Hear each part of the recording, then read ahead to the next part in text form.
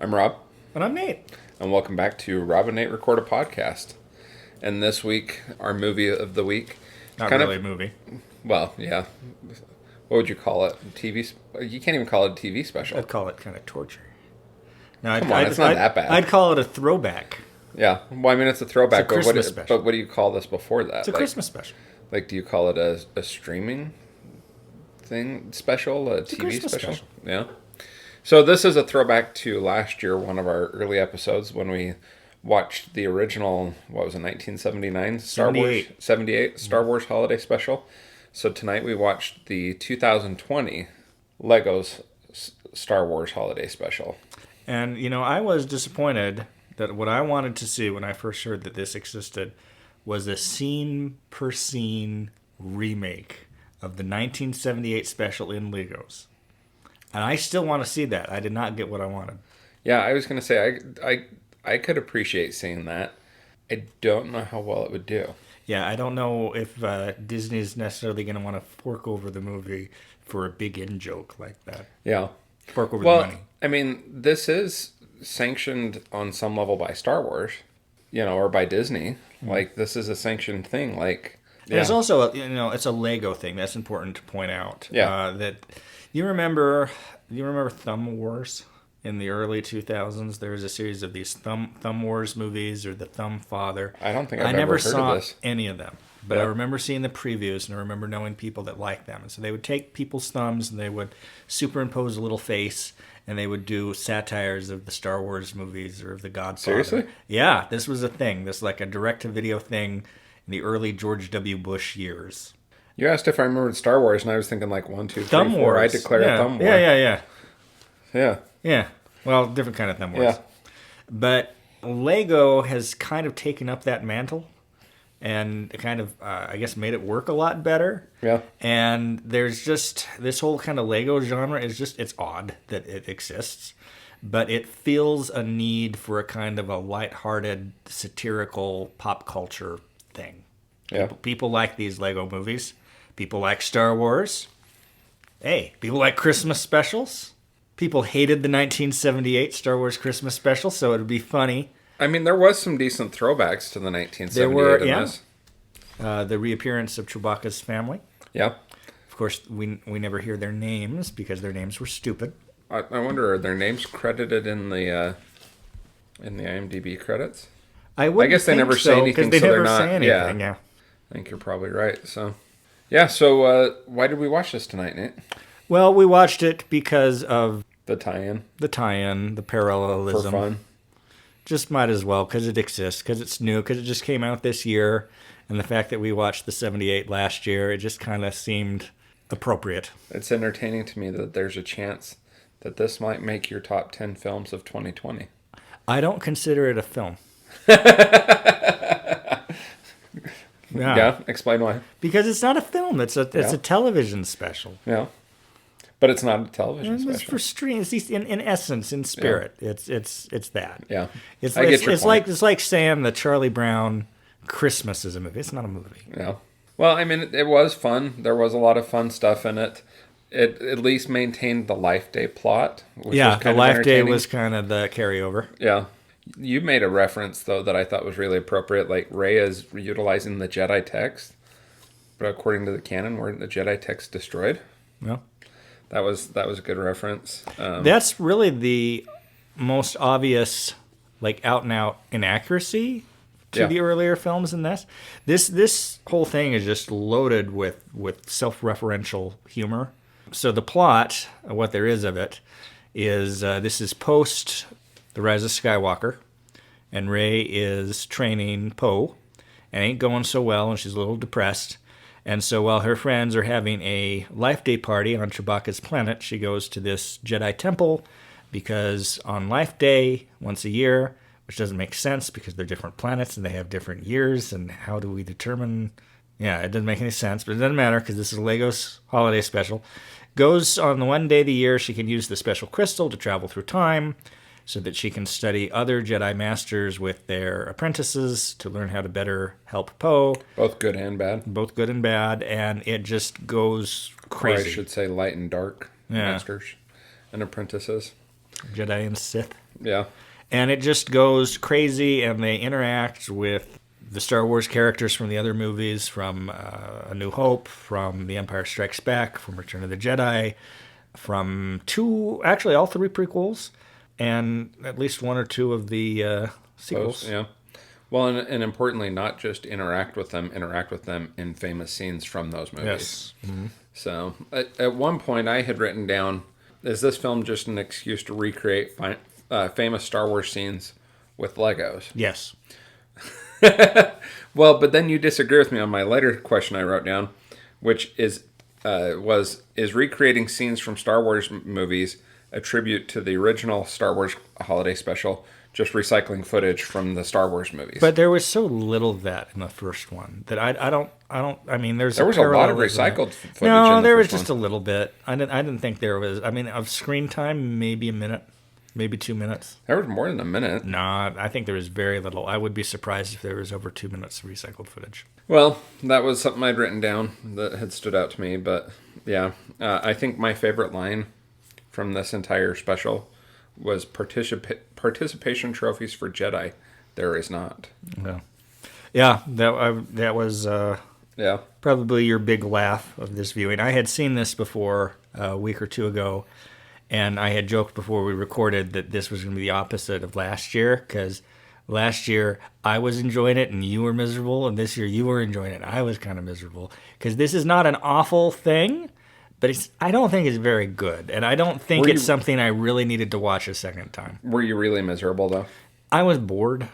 I liked it a bit at the beginning, and then it kind of gets into this long time paradox sequence that bored me after a while. I think that this is good for what it was intended for, which clearly this was intended to be kids' entertainment. Yeah. And for that purpose, I think it checks the box. Well, you said that was this created just to remake classic Star Wars scenes with Legos. Yes, it was. I mean, Star Wars fans and hardcore fans, really anything, sometimes like what's the word I'm looking for? Their threshold for entertainment is I get that reference.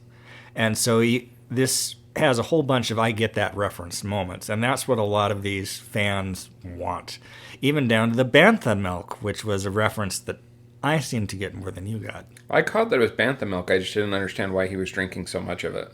Just an excuse to continue to reference Bantha milk. Yeah. I also enjoyed the Adam Driver shirtless reference, from the more recent films. And also the Kylo Ren destroying things is like one of his people walks in and then backs out. That was another good reference. There was a little Baby Yoda cameo. Yeah. So synergy from the folks at Disney. Yeah. Or the child, also known as Grogu. Oh, okay. I also enjoyed C-3PO quoting the odds to nobody at the very end. What did you think of Emperor Palpatine's Life Day Miracle? Yeah, it's a Life Day Miracle. Yeah. And then he gets obliterated. And then the last note I'd made was, and I'll let you address this, the closest we'll come to a canonical reference. Yeah, so at the very end, you see Luke and Leia in their Jedi spirit forms appear to Rey, and of course Leia does not die in the last Star Wars film, even though Carrie Fisher had died several years before, and they just did re-editing of extra scenes from the previous film and made them kind of mostly work. But this is the closest we've gotten and probably will ever get to an acknowledgement of that character's passing. Well, I mean, I enjoyed this. It was fun, to watch once. I would watch it again if I had like young nieces and nephews over or something like that. It wasn't very long. It was short, which I think helps it. It was like 54 minutes, something like that? 44 minutes. Oh, wow. Not even 50 minutes. And that includes at least 3 minutes of credits. So probably 41 minutes of actual screen time. Was it made that length so that it eventually can be shown on TV? That would be my theory. I'm guessing probably. I'm assuming that at some point this will appear. This will be on ABC next year. Or the Disney Channel, either one. But, now getting to that part of our podcast, how would you rate this?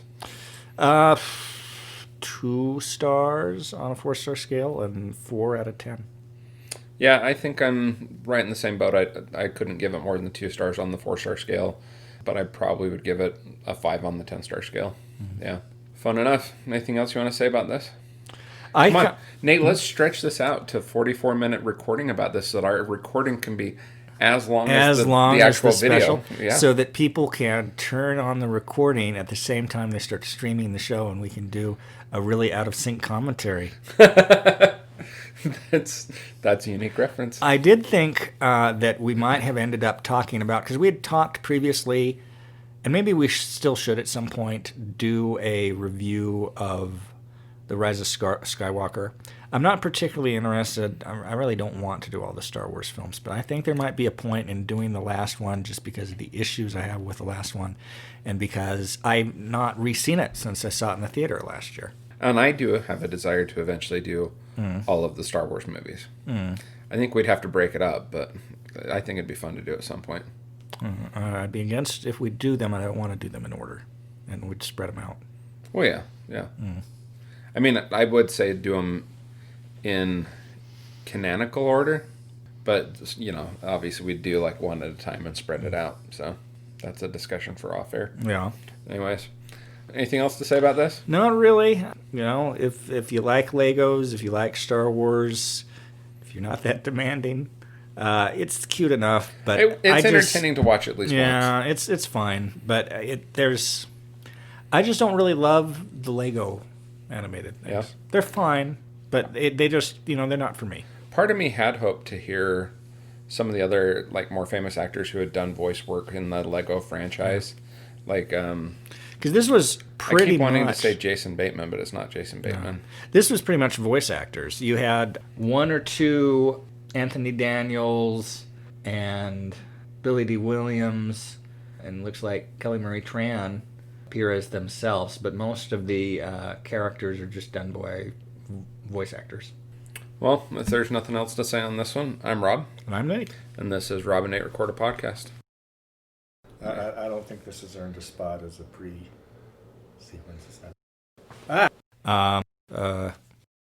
One comment I had intended to make, the guy that does Poe Dameron's voice, I couldn't even tell that was Poe Dameron. Like, it either took a little while. Yeah. Either from the outfit or from the voice, I couldn't tell that was Poe.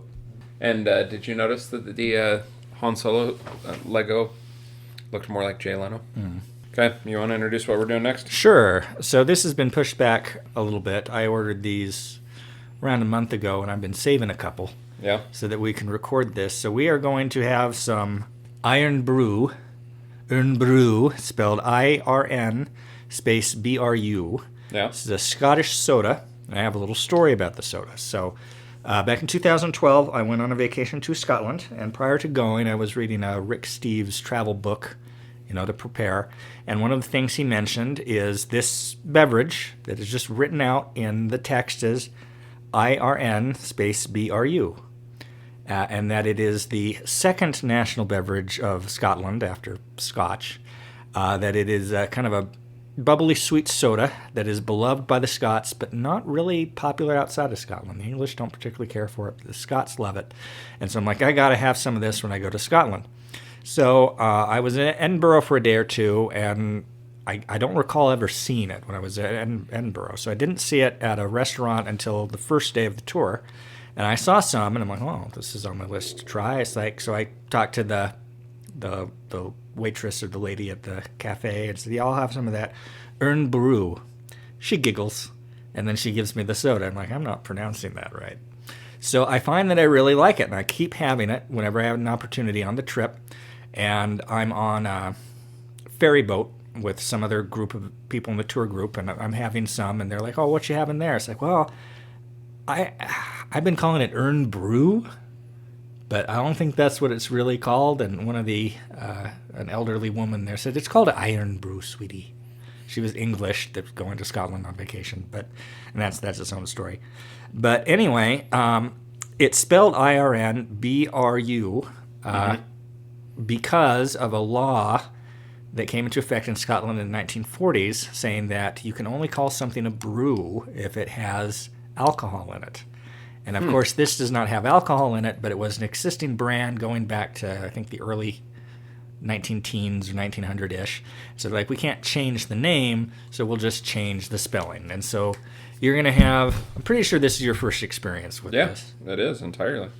I got this through Amazon. I noticed that it was available. It was kind of expensive, so it's not something I'm going to get very often, but I hadn't had it in some time, so I'm like, Yeah. I'm going to get some Iron Brew. Well, and I got to be careful opening this one because you shook this bottle. No, I put the one that I shook back. Oh. And you enjoyed this while you were over there?